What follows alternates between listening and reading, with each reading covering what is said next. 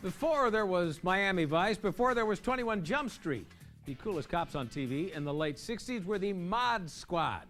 The show was a fan favorite, and it has made its 3 actors overnight stars. Now the Mod Squad is out on DVD, and Tim Estiloz talked with one of the show's stars, Michael Cole, in your View from the Couch report.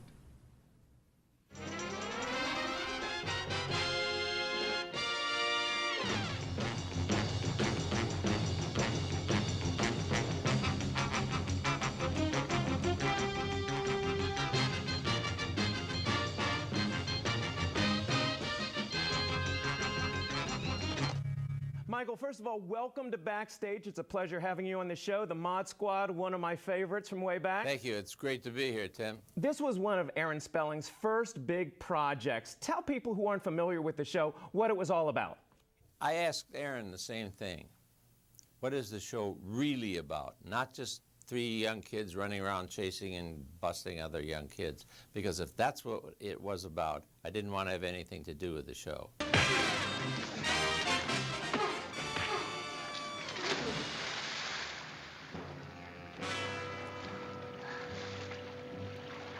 You ever notice? A $300 suit is real sharp on land, but it's sure a mess of nothing when you wet it down a little. We never busted the person that was in trouble. We wanted the person that got the person in trouble.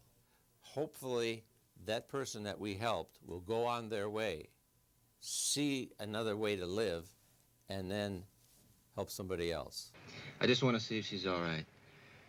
Maybe she just doesn't want any company. Well, then I don't know.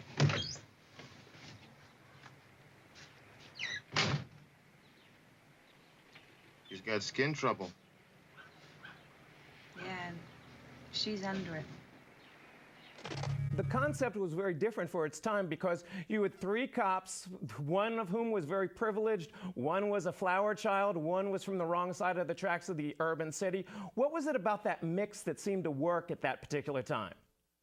It didn't make any difference where we came from. We all needed the same thing, and that was to be loved and to be understood. And we found that in each other. We missed you. Didn't we, Link? You sure did.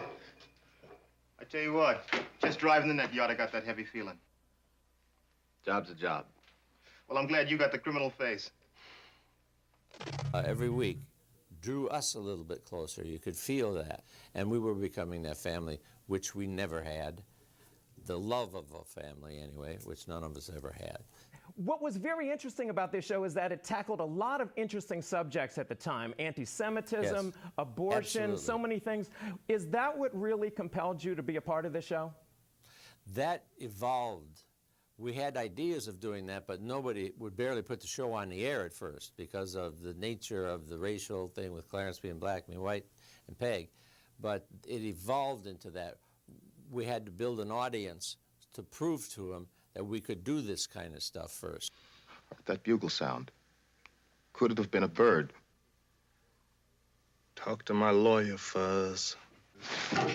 Will you knock it off, man? Now you laid this on me!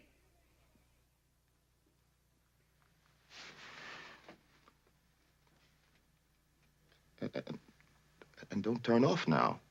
Now, every particular show has its own kind of catchphrase that seems to catch on with the public. Now, with Link's character on the show, he was always saying the word solid. Solid. Solid, Hank. Solid. Solid, Captain. Solid. The Clarence was so good doing it that it became associated with Clarence as the final stamp. Hey, man, we got to do it this way. Solid. Bang. Yeah, that's all there is. Well, at least it'll be a change. Solid.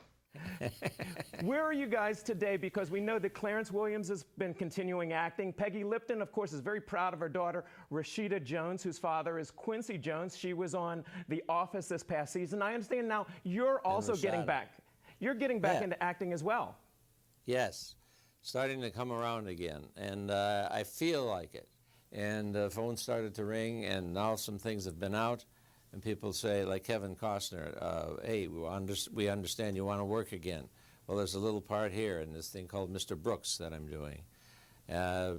ER people called, and just finished that up not too long ago. Well, it's a timeless show. It lived on from '68 through today on DVD, and I want to thank you for joining us on Backstage.